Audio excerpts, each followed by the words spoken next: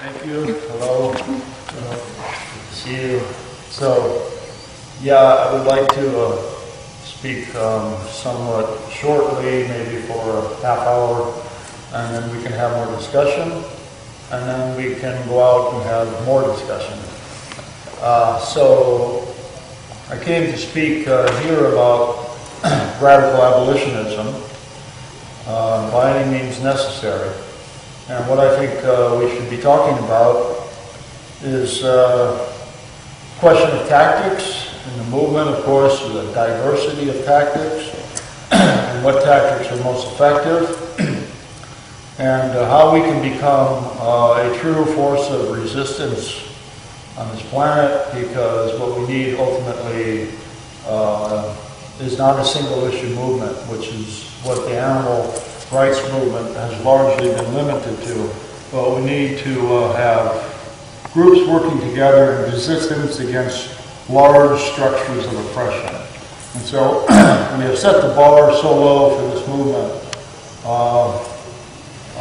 We need to figure out how we can have a broader social impact and influence in society, because we're not very big, and we're not understood, and we are not often respected.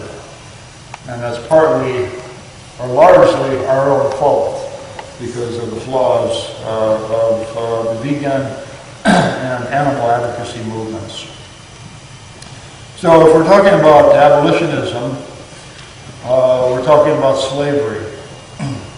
And I want to begin by saying some remarks about slavery. Because when we talk about contemporary animal rights as an abolitionist movement, this is sometimes called the new abolitionist movement, or the new abolitionism. And that means it is an explicit reference to the abolitionist movements in the 19th century against human slavery. And there was one in England that went fairly smoothly, largely through legal change. And then there was one in the United States that was much longer, more difficult, violent, and protracted battle. And that is the movement I want to focus on when I talk about the first stage of an abolitionist movement. Because I think there's so much to be learned by how the battle was fought in the United States during the 19th century. And that people who call themselves abolitionists really know very little about 19th century abolitionist history. There have been abolitionist movements against slavery, of course, everywhere and in other European countries in the 19th century, but the two best-known cases are in Great Britain and the United States.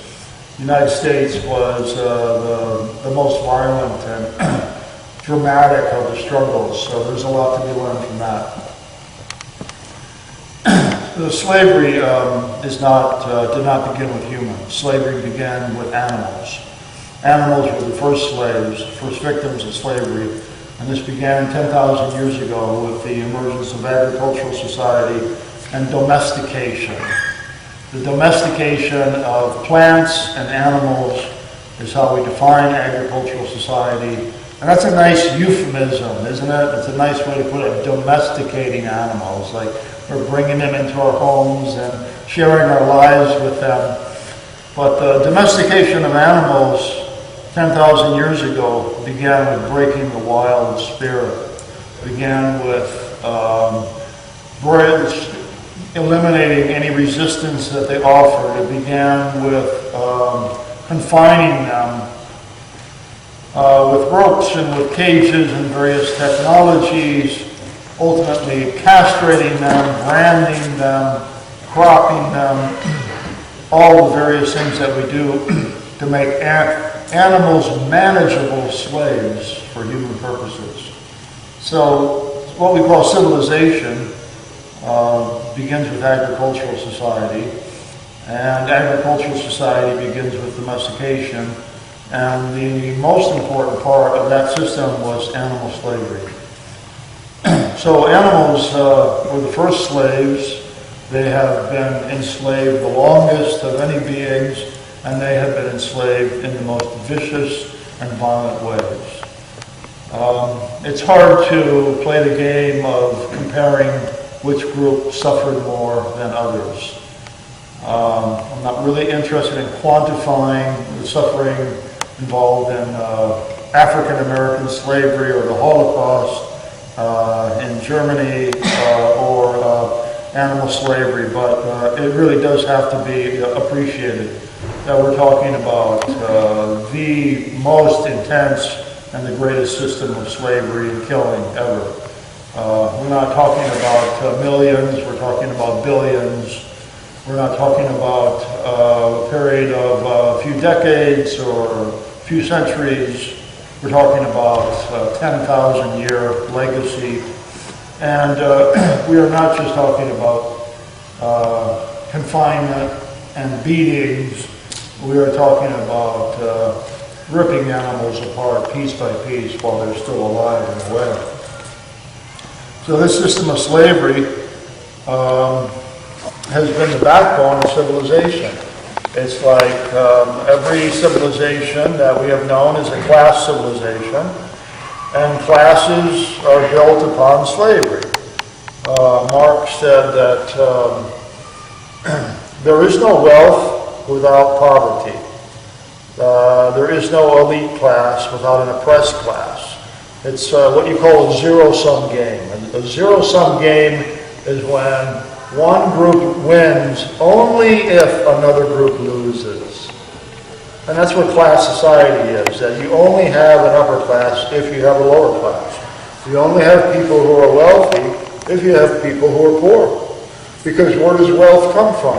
It's stolen from the poor. Sometimes literally, you take people's resources and land and you enslave them, but also through labor that's unpaid. You exploit them, you give them the bare necessities to survive, and they produce so much value for you, so many commodities, so many things that you can sell for profit. So the systems of wealth and poverty are interconnected. And that not only is the name of the game in capitalism, but throughout civilization. So history has always been a struggle between the winners and losers, the victimizers and the victims. And animals have been the greatest victims of the most intense systems of confinement, control, torture, and murder, divisible. Divisible by this demented evolutionary baggage that we have, we call a forebrain, that is possibly genetically flawed. Certainly we have no idea how to wield powerful technologies in a non-violent, non-oppressive way.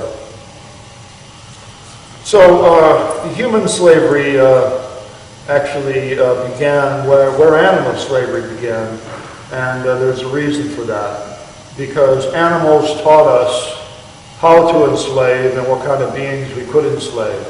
So it's no coincidence that the first forms of human slavery can be found back in the Fertile Crescent 10,000 years ago in ancient Sumer, one of the first cities to ever arise.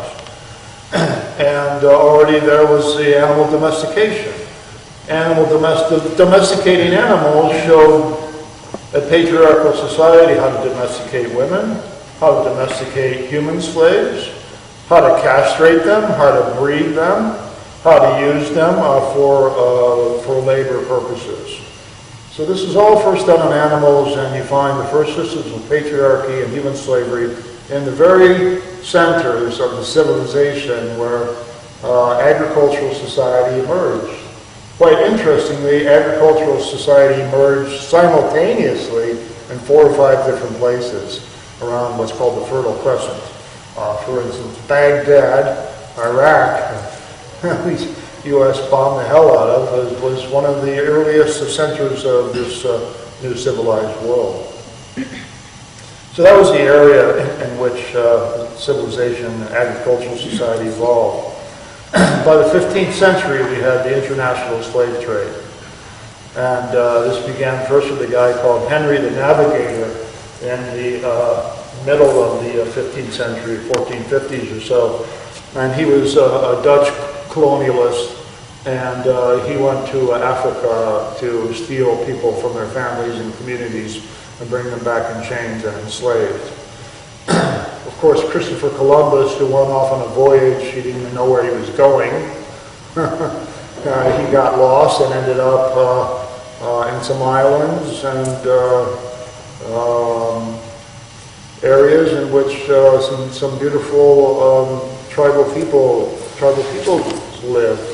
The Arawak Indians were one people, and if you can imagine this site where they see these incredible, massive ships coming and these people dressed in steel and armor, the awe that they felt and the awe that the Europeans felt for these natives that they were encountering for the first time, because navigation was very primitive. People weren't sure if they were going to go off the edge of the earth or not, let alone what kind of peoples existed throughout the world.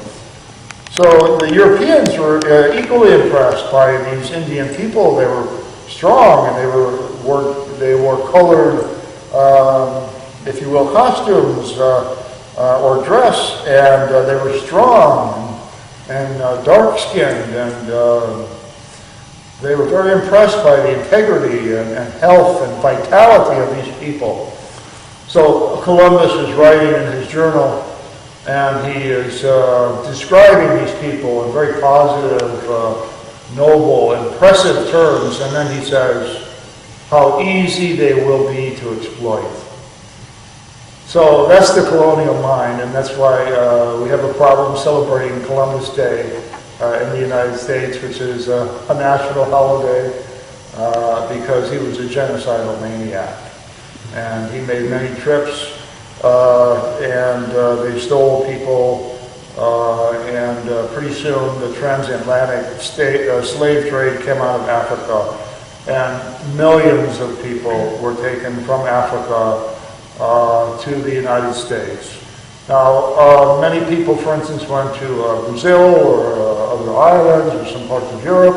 The worst place to go if you were a slave, being stolen from your home in Africa, being forced to walk maybe hundreds of miles to the shore, and then to get on a boat that was just jam-packed with people who were dying, and you could be chained next to a dead person, and they might just throw you overboard if you were sick. Completely disposable, and millions of people were brought to the United States this way, and then they just started breeding slaves. But the United States was the worst place to be, to end up as a slave, because the system was the most brutal system anywhere on the planet at that time. Particularly the southern plantations that were organized for the production of cotton and sugar cane, and etc. So the African-American slaves became a very important part of the American economy, and that was the bottom line. So we fought a revolutionary war in the name of freedom as we enslaved millions of African-Americans. They eventually participated in this war against the British, and we rewarded them by perpetuating their enslavement. So a civil war, of course, was fought in the U.S. in the 19th century, and it ended in 1965. And the reason why it ended was not because of moral protest, but because of technological and economic changes in the mode of production. Marx got this right when he said, slavery ended in the United States because the mode of production changed. The southern plantation system was outmoded, and labor and production shifted toward the north with automated machinery. Okay, so that everyone can become a slave. Not just the blacks, everyone got the right to be a slave through the wage labor system. But until 1965, of course, there were various movements against slavery. The Quakers and various religious communities protested this. A group of people called themselves abolitionists in the early 19th century, but they weren't very strong. A second group, or a second wave of abolitionists emerged in 1830 and fought all the way until the end of the war in 1865 with the emancipation, the constitutional emancipation of African Americans. And they were called abolitionists. Sometimes they're called immediatists because their demands were very intense. They said, we are not interested in slow change. We are not going to accept reform. We want this entire vast system of slavery broken, dismantled, ripped apart completely. We want it not regulated, but abolished. And so that's the definition of abolitionism when we're talking about human slavery or animal slavery. It's not a welfare system where you treat the slave kindly. There's no way to treat the slave kindly except to free the slave. It's not a system in which you regulate the institutions of domination. It's a system, or it's a politics in which you eliminate the institutions of domination. And there is no compromise, no collaboration, no deals, no contracts. It's win it all or lose it all. So in 1830, this new, more militant group of abolitionists emerged in the United States, and they're a very diverse group of people. Understand, they were a small minority of the population. And when you think as an animal rights activist today, or as an abolitionist, if you are today, that you consider yourself a minority, even within the animal movement, and people consider you radical and extreme, that's exactly how these people were considered during 1830s in the United States. A lot of people were opposed to slavery, but the abolitionists were the most radical. And there were a small minority of people. Most people considered them too extreme, too violent, and not really credible. But they were the ones that were really driving the change. Of course, there was a whole civil war being fought, driving change too, but the Civil War was not about slavery, it was about bringing the Union together, bringing the country together, and slavery was a divisive issue. So if we could end the question of slavery, we could bring the Union together. President Lincoln didn't give a damn about black slaves. He thought the best solution was to get rid of them to Africa. If you read some of his statements, quite racist. He felt they were inferior to white people. So the abolitionists played a huge role in driving change in the United States. Now I said they were very diverse. They included whites and they included blacks. One of the most famous abolitionists was William Lloyd Garrison, a white guy. William Lloyd Garrison was about the most radical of them all. William Lloyd Garrison said that the Constitution is inherently a slave document. He burned it in public one day. Oh, a very radical thing to do in the 19th century. Like the students in the 60s would burn their draft cards. He burned the Constitution. And, well, he was not a very popular figure. One day he was almost killed. Gangs of people dragged him to a rooftop, and somehow some restraint was found, and he was not thrown to his death. He was beaten badly. He was widely reviled as an extremist or a race traitor. And because he, like most of the abolitionists, worked in the North, the Southern racist always said, "Why don't you come down here and speak?" Well, we know why, because you are some very violent people, and we are going to change your system and dismantle it. And you had one of his pupils, actually, someone he helped to bring along, was named Frederick Douglass. Frederick Douglass, you may know, because he was a self-taught slave. And he said things like, the only thing that power understands is power. And you can't have thunder without lightning. You can't have change without violent opposition to it. And so he was a black slave, former slave, self-taught. He liberated himself up to the north and worked as a northern abolitionist. And he was so articulate that people didn't believe he was a slave. So you know what he did? He'd take off his jacket like this and he'd show his back. And you could see 5 dimensions of scars across his back from being whipped. And there are many articulate black slaves who were abolitionists. Sojourner Youth was a woman who was well known in the speaking circuit. You had people like Harriet Tubman, who was a black slave who freed herself and then freed her family, her friends, and anyone that wanted to take the chance. She ran the Underground Railroad, and which was a system of houses that people could receive support going all the way up to the north and sometimes into Canada. She was the expert guide. They call her the conductor of the Underground Railroad. And in fact, she was so skilled, if you can imagine, moving through this vast territory, this huge continent, under conditions in which you could easily be captured and killed. She was breaking the law. And sometimes people who aided the emancipation of slaves, they were not treated very kindly.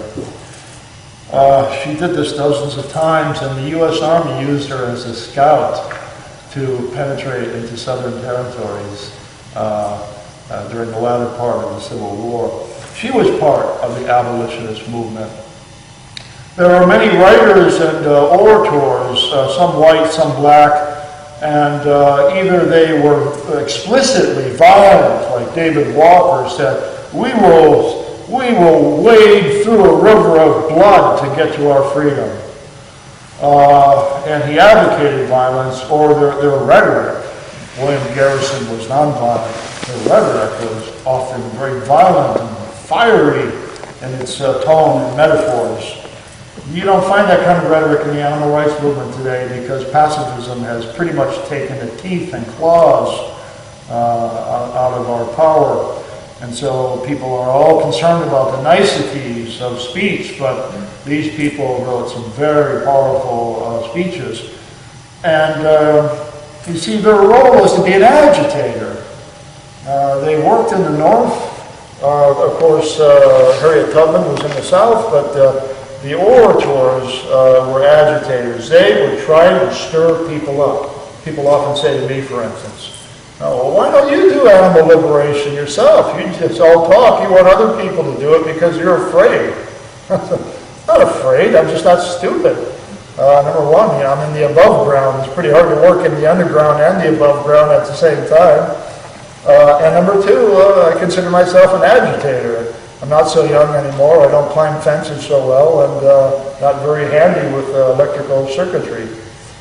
So, I see myself as playing the role of the agitator to help spark change, to help raise the bar, right? To elevate the fight to a higher level. And you have people like Nat Turner and John Brown. The first was black, the second was white, who led violent revolts. Nat Turner killed 50 whites in one night. He was captured and executed. John Brown led a failed armed insurrection against the U.S. Army, captured and hung, but became a hero ever since. Many folk songs have been written about John Brown. So what I want to emphasize about this movement that we can learn from is take heart in the fact that it was a minority movement and it was not popular, but they were very effective in driving change. Take note that they did not compromise. They did not collaborate. They asked for one thing and nothing else, complete and total abolition of slavery, which eventually happened. That didn't mean black people were free. That didn't mean that other roles weren't played, but they played a very important role in that. And this was a very pluralistic movement. Not all, again, of the abolitionists were violent. William Lloyd Garrison was against violence, but Nat Turner obviously was not. Some people insisted we work through legal means. Harriet Tubman thought we should immediately emancipate slaves through the Underground Railroad. What I'm insisting on is there was a diversity of tactics. And in our movement, we have some people who are only comfortable working legally, and that's fine. And we have people who are working illegally, and I think they're doing the most effective work. We have people who are nonviolent, and we have people who, if they don't advocate violence, will defend it. I don't advocate violence. I think it's fully justifiable as a tactic. We can talk about that. So it was a diverse movement, and you see, in our movement, it gets handicapped, if you will, by this dogma of pacifism, which is almost universal, and it's in all movements. And you know, our heroes are Gandhi and King, and whatever they say is like biblical truth. The only way they won their struggles was through nonviolence. First of all, they didn't win anything. Second of all, there were many forces working behind King and behind Gandhi that were a little more militant, that were part of the winds of change at that time. And we have an above-ground element to the animal advocacy movement that insists on demonizing the underground. These are our people. These are our warriors. You don't denounce soldiers on your side fighting on the front lines. If you can't fight on the front lines, well then you make food and you make preparations and you support them. During the Second World War, not everybody fought in that war. Okay, most women didn't, but they were helping in the way that they could. They were contributing food and supplies, and they were involved in supporting the frontline soldiers. So the underground movement is a bit like our front line, and they should be supported. And if our movement can't at least support them, like political prisoners, you support them, you write them letters, you give them money. The liberation movement, you defend it. You at least shut up if you don't like it. So, because you're speaking the language of the FBI and the state when you say, this is a criminal element, these are terrorists, and they give our movement a bad name. Well, you idiots. You are the ones who are giving the movement a bad name. You are victims of what I would call the Stockholm Syndrome. You know that, right? It comes from people who are captured by bank robbers and they learn to identify with their oppressors. The Stockholm Syndrome is when people identify with their oppressors rather than with the oppressed. I see so many examples of this in our movement. It's really quite alarming. I'll give you one example. Was a Canadian Francione activist. Francione activist, I'll show you, was a contradiction in terms. But a Canadian who was commenting on the Paul Watson and the Sea Shepherd campaign. Now, what Paul Watson does is not violent. It involves direct action, putting himself between the hunter and the hunted, and maybe nudging a ship or cutting a ship's hull open. But he never has endangered anyone's life, unlike his life has been endangered many times. So this guy was saying, you know, look, the Sea Shepherd, this group, they're violent, they're thugs, they're terrorists, they give us a bad name. We should understand the humanity of the sealers. What? The humanity of the sealers? If you read Paul Watson's books, he'll describe passages where he confronts sealers, and they take a baby seal and they strip its skin off right in front of you, and they laugh. These fuckers have no humanity. They should have no mercy or compassion. They should be eliminated by any means necessary. So don't talk to me about the humanity of the sealers while you're criminalizing the people who are really fighting on the front lines. Obviously there's something wrong with you. You have internalized the superego of the state. You have somehow gotten your priorities upside down, so you have more sympathy for the oppressors than the oppressed. I can give you a dozen examples of the Stockholm Syndrome as it operates in our movement, but it is a factor in our movement, and it is a dominant psychology. It's easy to diagnose, and it should always be challenged. So the abolitionist movement of the 19th century was diverse, it was effective. And even though some people didn't agree with violence, they didn't criticize those who were doing it. There was a united front to end slavery, and that was it. So we can learn a lot from these tactics. Now, in terms of the animal movement, so an abolitionist movement emerged. When did it emerge? There's various ways we could date this.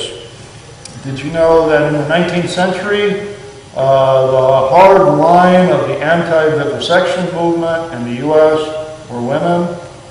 They were feminists, anti-vivisectionists, abolitionists. They held the abolitionists in the 19th century in the animal movement. The rest were welfare.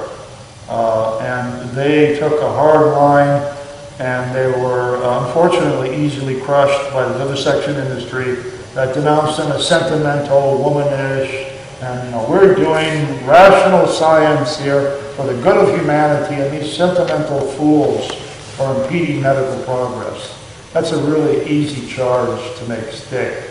And they play that almost always successfully. Anti-progress, anti-medical advance. And here, because they were women, they could also say they were sentimental and foolish. So by the way, in the 19th century, there was a category called zoophilia, which doesn't mean that you had some, bestiality impulse. It meant that you had an abnormal love and compassion for animals. So you loved animals more than humans. And if you loved animals at all, there was something wrong with you. Your sympathy should be with humans, not animals. And they call that zoophilia. So we had an abolitionist anti-vivisection movement in the U.S., mainly sticking to that history, or England, in the 19th century. By 1976, the Animal Liberation Front had emerged in England. And sometimes people say they have welfare tactics, sometimes they talk about suffering of animals, but clearly they were not out to strike bargains with industries, but to destroy the industries with property damage, with insurance costs, with arson, and by taking every captive slave that they could take.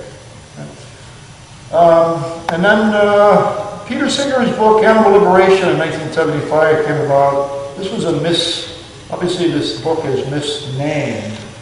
He was trying to play off of popular language at the time, but for marketing purposes. The book has nothing to do with animal liberation, nothing to do with even animal rights. It's a welfare book. He's a utilitarian. He's concerned with the reduction of suffering more than the elimination of the institutions of oppression.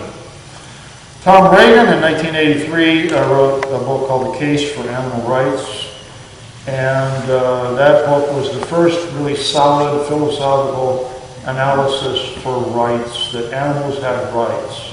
To understand the relationship between rights and abolition, because if you have rights, your fundamental right is to be free, to have control over your body, and to have the freedom from someone taking your body against your will, someone imposing injury on you against your will, someone killing you against your will. If nothing else, rights protects us from that and gives us freedom to pursue our lives as we choose. So abolitionism implies rights, that we were going to abolish slavery because every slave has a right to live free. This is a long story, I'm not going to go into it, but the concept of rights is a bourgeois concept, comes from capitalist, contractual state relationships.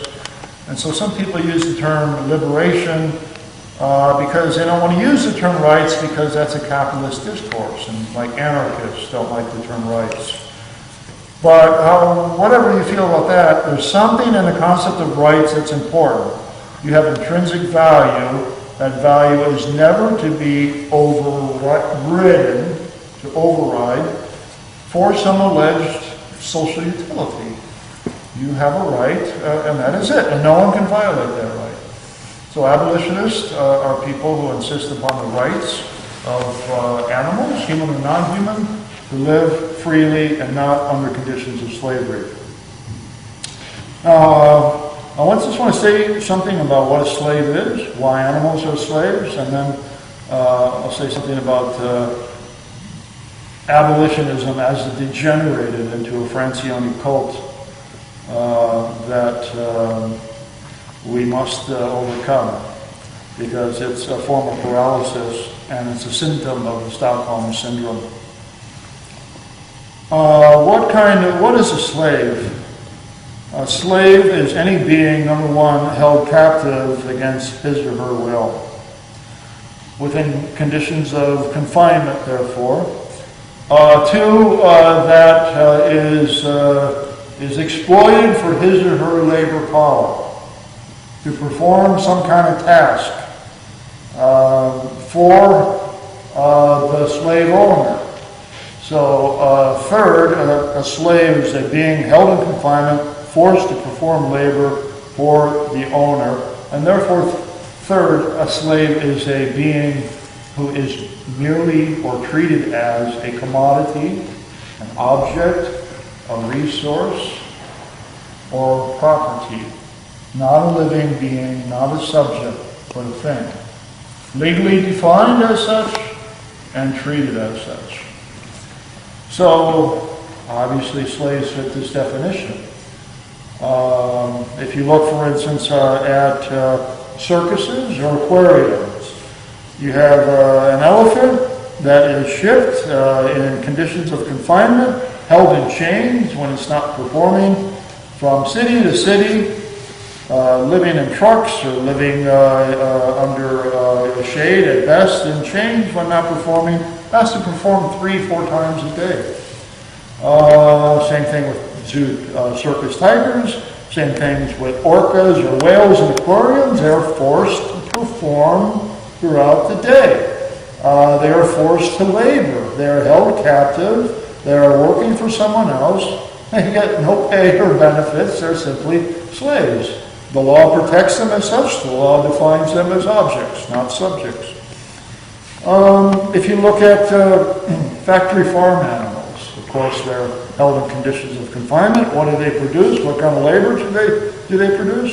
They produce their bodies. They produce milk, eggs, flesh. And in order to help produce that, they're fed all kinds of chemicals. They might be genetically modified. They certainly are not rewarded for their labor. Their labor is for their owners. Their owners have every legal right over them as property to do with them as they will. So factory farm animals are slaves. What they produce is their body. Vivisection animals are slaves. They're held in captivity. They're forced to labor, to produce. To produce what? You might ask in the case of vivisection. Data. They produce data. You inject them with drugs, you smash their heads open, you do any invasive procedure you so desire. It's all legal. As long as you maybe give them proper cage size, you can smash their heads open and break their spines and pump them full of toxic chemicals until they die. And they produce data. They produce data used to make drugs that are rushed through the state regulation procedures and then are ultimately tested on humans and in most cases cause injury or death. So animals are slaves in a literal sense of the word. It's controversial to call an animal slave for two reasons. The Marxists don't like this terminology because for Marxists, animals are things. Animals are not subjects. They're different from humans. They lack rationality. They don't have complex lives. I can't liberate that speaker, the Speaker Liberation Front or the Chair Liberation Front. Makes no sense. So similarly for a typical leftist speciesist, it makes no sense to talk about Animal Liberation Front because animals are not subjects of a life. They are a property and you can't liberate them. And also, slavery is something that applies only to humans, the Marxists would say. They're not the working class, they're not the proletariat, they don't organize themselves, they don't read Lenin and Trotsky or whoever. Oh, that's all true. And they don't organize themselves, but they resist and revolt like other slaves do. No, they're not a working class, but they are an oppressed class, and they are slaves. And the definition I've given, I think, is quite reasonable. They are slaves. I don't give a fuck what Marxists say, they're slaves. More sensitively, African Americans don't like this idea of animal slavery any more than Jewish people typically don't like the term animal holocaust, because they think they lived through this experience. To attribute the term slavery to anyone but them is to somehow diminish their tragic history. And you see, black people have always been likened to animals. That's how they were oppressed. They were called savages or beasts or like animals. There was debates in the 19th century whether black people really were humans or some form of animal. Quasi-scientific debate. So that's why they don't like the PETA exhibit. Compares human slavery to animal slavery, because PETA is not very sensitive to the problems of comparing humans to animals, because humans have been reduced to animals. Well, that means you make your case more sensitively with greater nuance, but it doesn't mean you don't say animals are not slaves. I don't care. They are slaves. It is slavery. Not only people can be enslaved. And the system of slavery with animals, once again, is the worst, longest, and most brutal ever. PETA are clearly trying to regulate and eliminate the institutions of slavery. They are collaborating with capitalists by signing contracts with them, by owning stock in their companies so they have some kind of voice or vote. And they are working with them to create conditions of humane slaughter or humane meat. And that's what the two largest animal advocacy groups in the world are doing.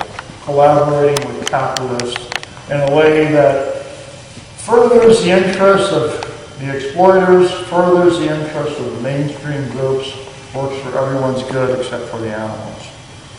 So there's a lot more I can say about that, but you can see that welfareism is problematic because you are regulating the details of exploitation. The whole system is cruel. It doesn't matter whether there are bigger cages or better treatment of the slaves. It's the system itself of institutionalization that is inherently cruel. And so there's no such thing as a humane treatment of a slave, that it must be abolished, so that the living being can be the free being that it craves to be. So Francione made this critique in a particularly sharp way in a series of books and essays, and emerged in the U.S., also Canada, Australia, some parts of Europe, as like the new guru, the William Lloyd Garrison of the late 20th and early 21st century. As the man with the plan, who had the vision, the critique of welfareism, so that everyone became clear this is a dead end and the only path to achieving our goals is through abolition. Well, there are quite a few problems with this. So I'll just spell these out quickly and suggest that we need to have a much more diverse and effective movement. Because right now Francione is clearly a dead end, and the abolitionist movement, which seems to be on the right track, is very much on the wrong track in countries like the U.S. because of this kind of influence and the symptom of this. As a pacifist, he says, "I'm violently opposed to violence." Okay. He therefore criticizes the ALF, he criticizes Paul Watson, he criticizes anyone who does any direct action tactics. He has reduced our set of options to absolutely zero. You see, what I want to do is put options on the table, more options. What he has done is clear them all off. What pacifists do is limit our options. We need to expand them. So he's of course opposed to the Animal Liberation Front. That's violent. Really, is it? The Animal Liberation Front doesn't say what it's doing is violent. Where do you get this definition? How is destroying a thing, property, violence? I can imagine how it might be, but I don't accept that definition, and it's controversial. But they don't give you a good counter definition, a good argument for their argument, for their belief that this is violence. They might quote Gandhi or King. Why don't you quote the Bible too? So what? So therefore they talk in the same language of the state and the FBI and opposing the militant wing of the movement. So, okay, you're opposed to what's called closed rescue or underground liberation. You're opposed to the Animal Liberation Front. Fine. What options you got for us? Well, I'm opposed to open rescues too. Well, the people who do open rescues, like in Spain, consider themselves to be nonviolent. In fact, consider themselves to be something like using Gandhian tactics. They don't work at night, or they don't work with masks. They're completely open and they're not anonymous. They document the conditions that they find. They take out a few animals, a little easier to do with chickens and elephants. And they hold a press conference and say, we did this, here's the documentation. Persecute us. And in most cases, they're not persecuted. Except for breaking a lock, there's no property damage. And these tactics clearly are in the spirit of Gandhi being king.